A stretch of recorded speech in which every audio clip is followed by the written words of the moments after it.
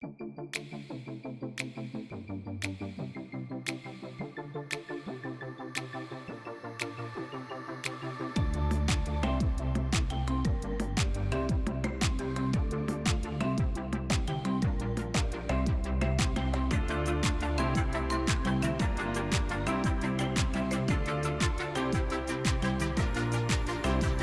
à toutes et tous, je suis ravie de vous retrouver pour l'Artisamag qui va vous parler des métiers de l'artisanat. En effet, grâce à LMTV, régulièrement, nous allons pouvoir vous présenter non seulement l'actualité de l'artisanat, ses innovations, mais également faire un focus sur un métier. Aujourd'hui, c'est le métier de couvreur que nous allons pouvoir mettre en lumière. Avant toute chose, un petit point sur l'actualité.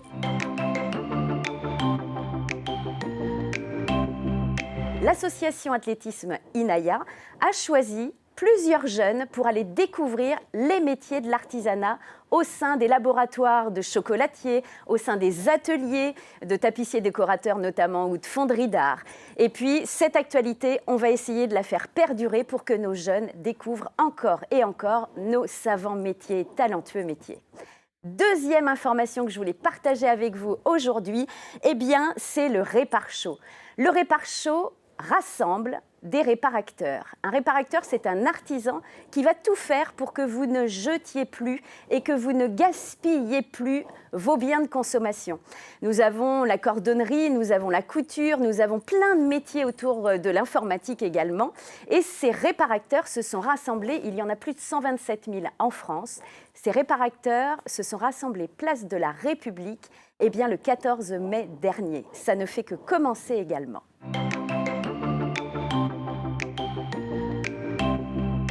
Ça bouge dans l'artisanat, vous le savez, et ça bouge avec notamment, et pas que, j'insiste, les femmes.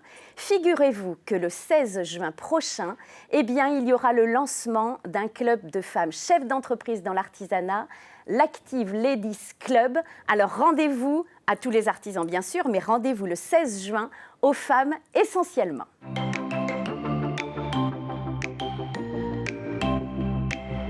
La Sarthe, fin mai, exactement du 26 au 28 mai prochain, va rassembler un congrès national, celui des couvreurs, et ce, au sein du magnifique domaine de l'abbaye de l'Épau.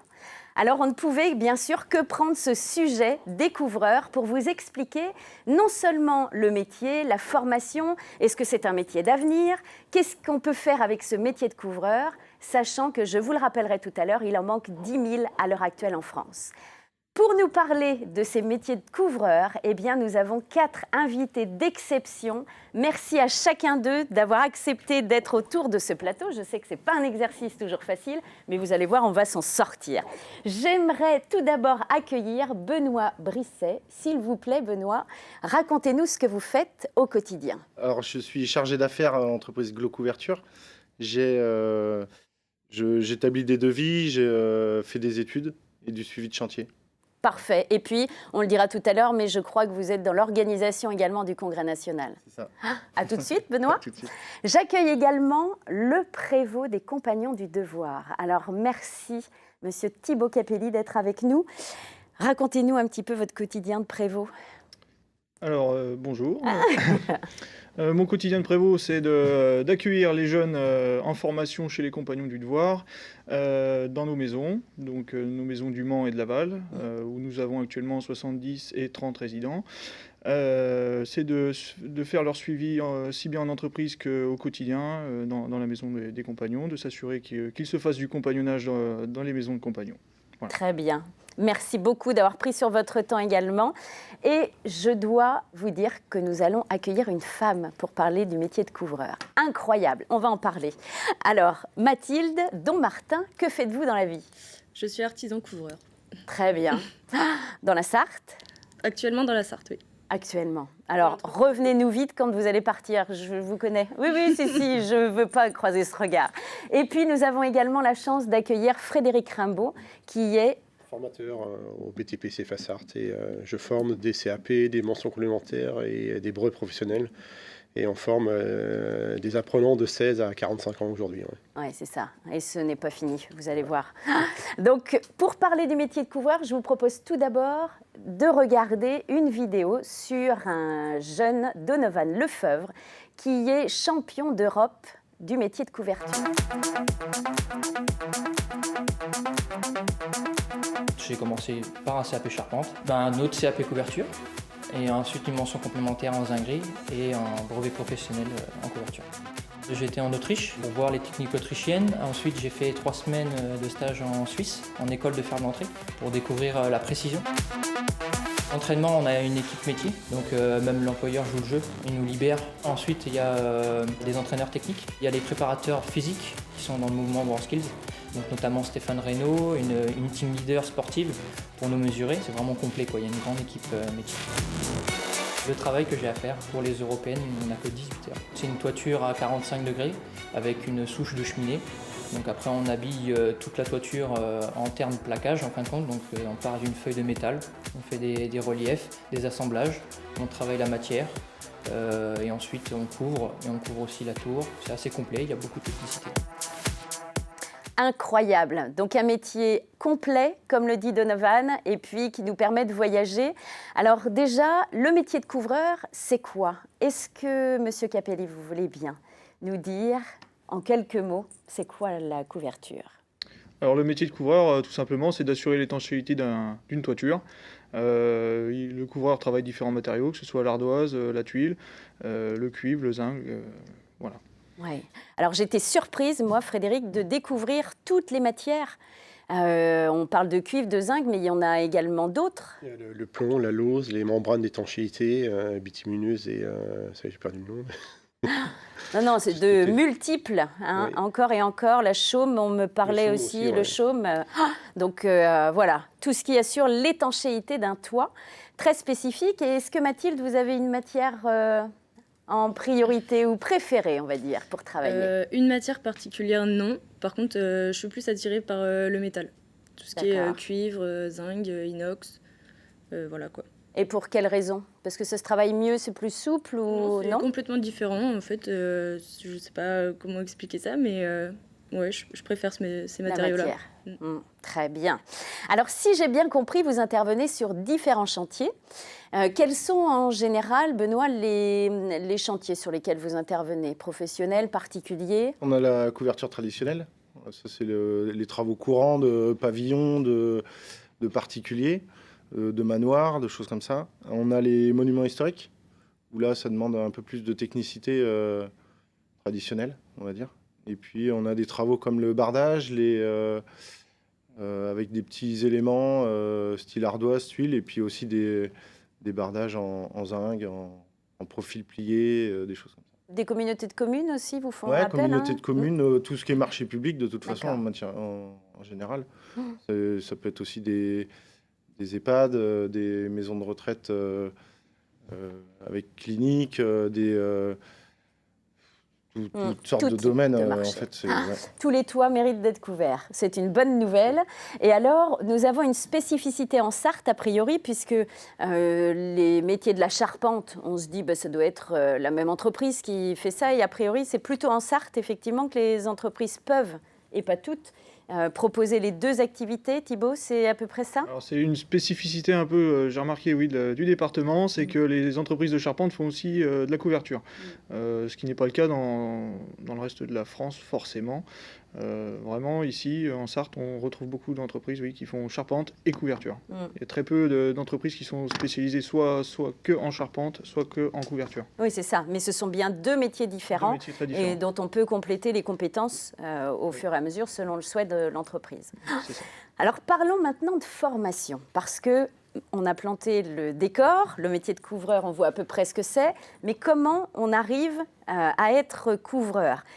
J'ai cru voir de nombreuses formations possibles à tout âge. Je vais m'adresser aux deux représentants de la formation sur les multiples établissements. Est-ce que vous pouvez me dire, Thibaut, s'il vous plaît, comment on se forme au métier de couvreur? Alors comment on se forme? Je vais parler de notre établissement. Au métier de couvreur, on passe déjà, on peut arriver à 15 ans. chez les Compagnons du Devoir avec un contrat en alternance. C'est-à-dire que le jeune qui souhaite s'inscrire chez les Compagnons doit trouver un employeur et va se former, on va dire, 6 semaines en entreprise et 2 semaines en centre de formation, en alternance. Donc il va passer tout d'abord un CAP en 2 ans, ensuite il fera une mention complémentaire en Zingri en 1 an, il va par la suite passer le BP en 2 ans et s'il le souhaite, le DUST en 2 ans aussi. Oui, c'est s'il le souhaite. C'est à chaque fois les 2 ou 3 ans, hein, selon la réglementation en vigueur. Et puis, c'est le jeune qui décide de continuer ou pas. C'est ça. Hein. Exactement. Donc ça, c'est chez les compagnons. Est-ce que ça se passe de la même manière au sein du CFA BTP? Oui, alors, au sein du CFA BTP, ça se passe de la même manière. Donc on a des jeunes de 15 à 45 ans aujourd'hui. On commence d'abord par un CAP en 2 ans. Après, une mention complémentaire Zingri en 1 an. Et après, on a un brevet professionnel en 2 ans. Après, il y a une spécificité, donc les charpentiers couvreurs en Sarthe. Donc les charpentiers, souvent, qui ont une formation 2 ans, il y a une formation en 1 an en couverture. D'accord. Donc on a à peu près 50% des charpentiers qui viennent sur la couverture se former en Sarthe. Oui, parce qu'il y a la formation que j'appelle initiale, où on a le parcours, hein, et puis il y a aussi de la reconversion que vous pouvez voir, les 45 ans dont vous me parliez, c'est de la reconversion, rassurez-moi. Oui, Hein? actuellement, la personne qu'on forme, c'est un musicien qui a 15 ans de musicologie. Donc, il a fait trop d'études en musique. Et dû au confinement, il n'a plus de travail, plus de salaire. Donc, il a fallu trouver une reconversion. Et comme le dit le mot, il a traversé la rue. Il y avait une entreprise de couverture en face. Et il s'est dit pourquoi pas. Et là, il a finalement, trouvé. il a trouvé et puis il a adoré. Donc, Oui, et vous disiez qu'une formation en 1 an, en formation continue, peut déjà permettre de trouver du travail dans la de toute façon, couverture? aujourd'hui, quelqu'un qui est formé et qui est bien formé va trouver du travail, hein, donc il n'y a pas de souci. Et après, ils ont une formation d'1 an, mais accélérée. Hein. Ils ont un apprenti est là entre 13 et 14 semaines par an au CFA. Et la formation adulte, c'est 20 semaines, donc on quasiment double la formation. Donc c'est pour ça qu'on arrive à... Et accélérer, et avec des prérequis peut-être Pas forcément. Pas forcément. Non, il ne connaissait rien du tout, il n'était pas du tout manuel. D'accord. Donc il a même été obligé d'enlever son assurance, il avait ses mains qui étaient assurées.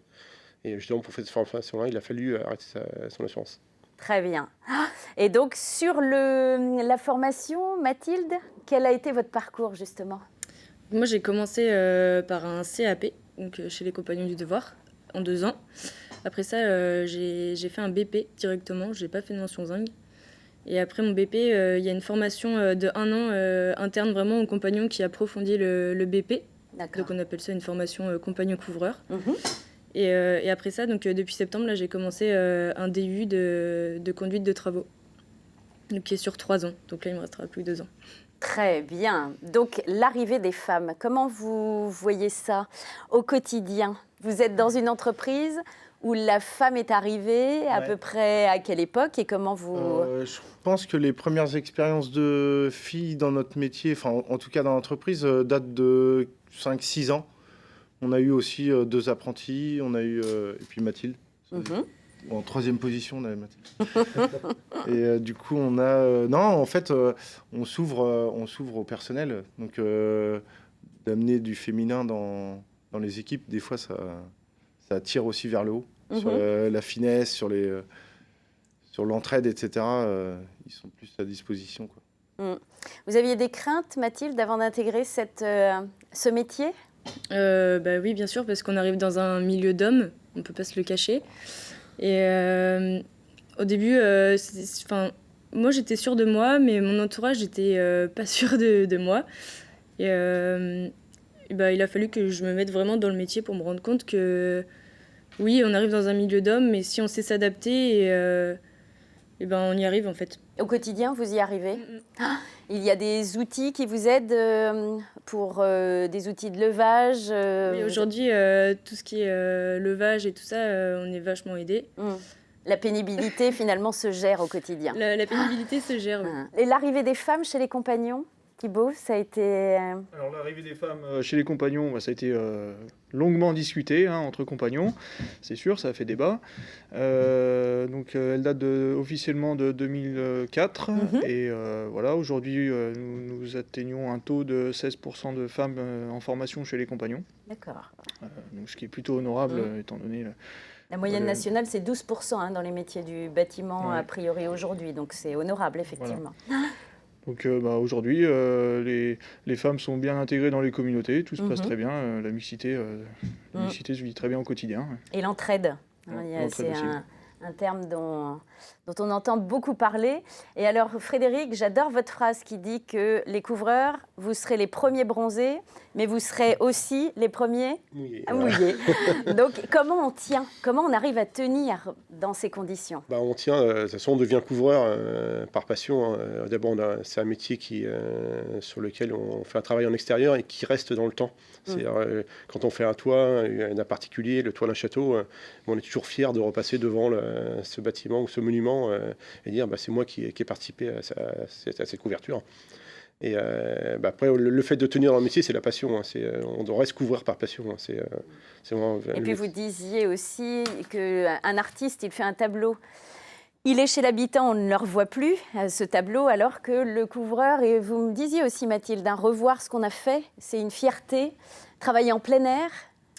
Oui, on peut repasser devant et se dire, on est fiers parce qu'on se dit, déjà on a couvert ce bâtiment et c'est durable en fait, donc on aura l'occasion de repasser plusieurs fois devant. Ouais. Et puis la diversité des missions qui vous sont confiées. Le chantier, c'est jamais pareil en fait. On peut avoir des raccords à peu près identiques, mais en fin de compte, sur le moment, ce sera jamais pareil, quoi. Et vous me parlez aussi d'une ambiance de chantier. Alors ça m'intéresse. L'ambiance de chantier, c'est quoi? Pendant le chantier, forcément, il y a des temps de travail, donc on sera tous à fond dans notre travail. Mais c'est un travail qui est difficile et on a besoin de se changer les idées, de rigoler, de se raconter des histoires et de se changer un peu les idées quand ça arrive à être un peu difficile, quoi. Pour notre chargé d'affaires, Benoît, vous entendez ça? Le fait qu'il puisse y avoir une ambiance qui permette de bien travailler. C'est important de travailler en équipe, de communiquer, on a tous besoin des uns des autres, que ce soit dans la progression du chantier, dans l'approvisionnement du chantier, pour que tout se passe bien. Quand on met une équipe, c'est pour une réussite. Donc il faut savoir être à l'aise. Et si ça peut être déterminant pour l'être, magnifique. Ça perdure. Ça perdure a priori, tout va bien.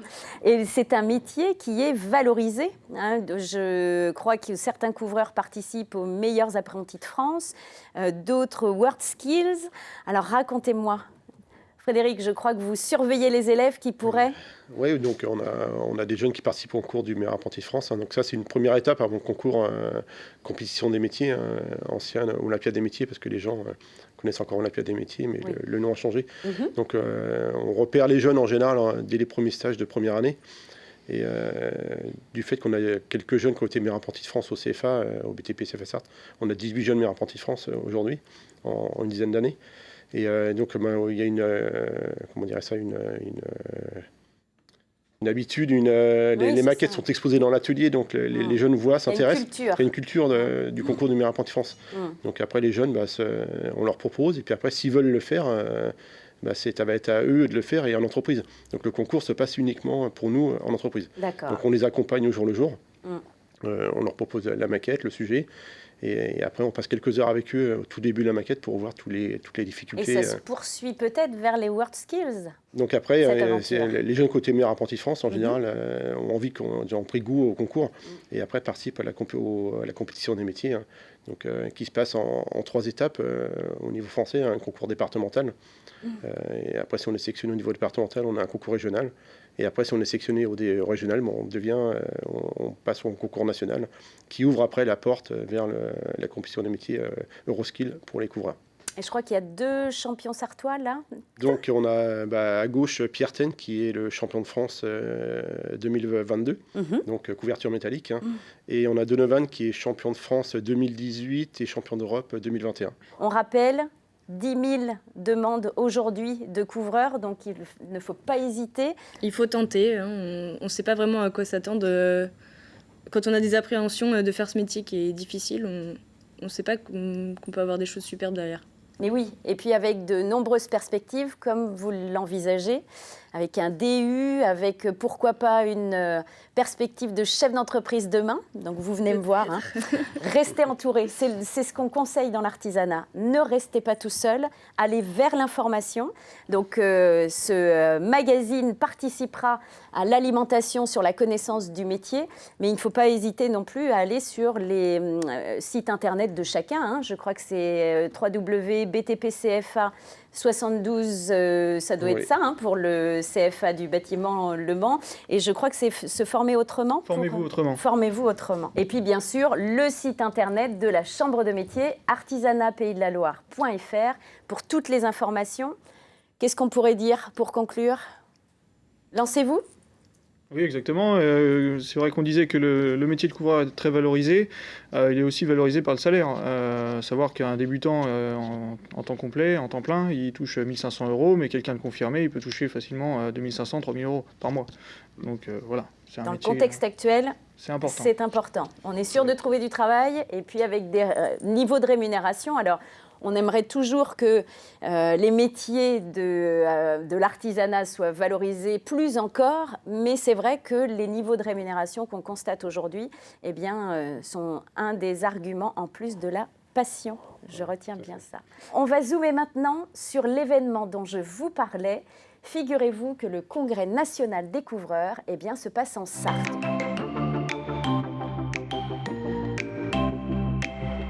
Alors Benoît, je crois que vous êtes dans l'organisation de ce congrès national des couvreurs du 23 au 28 mai prochain. 23 au 26 mai prochain. Le 28, c'est pas la peine d'y aller, hein, du 23 au 26 mai. Donc, ce congrès national, c'est quoi? En fait, c'est tous les compagnons couvreurs de l'apprenti aux compagnons sédentaires qui se rassemblent pour mener une réflexion en général sur un thème. Et cette année, on a décidé l'image et l'attractivité du métier. Et d'amener des réponses pour mettre notre métier un peu plus en avant. Donc, on aura une table ronde le matin qui exposera un petit peu les problématiques. Combien de personnes vous attendez? On est 300 là. Ouais. Ouais, 300, un peu plus de 300. Des professionnels uniquement? Alors oui, on a principalement des artisans ou des salariés d'entreprise. Et puis on a cette année des négociants, des fabricants, des acteurs en fait du domaine de la couverture qui vont aussi assister aux conférences et réfléchir Et participer. avec nous. Et participer. Hein, c'est ça, il y a ces fameuses tables rondes qui permettent de tous donner notre avis. Ouais, c'est ça. Très bien. C'est le but recherché en fait. Là, on est conscient qu'il faut qu'on amène quelque chose de nouveau dans notre métier, au moins une visibilité différente.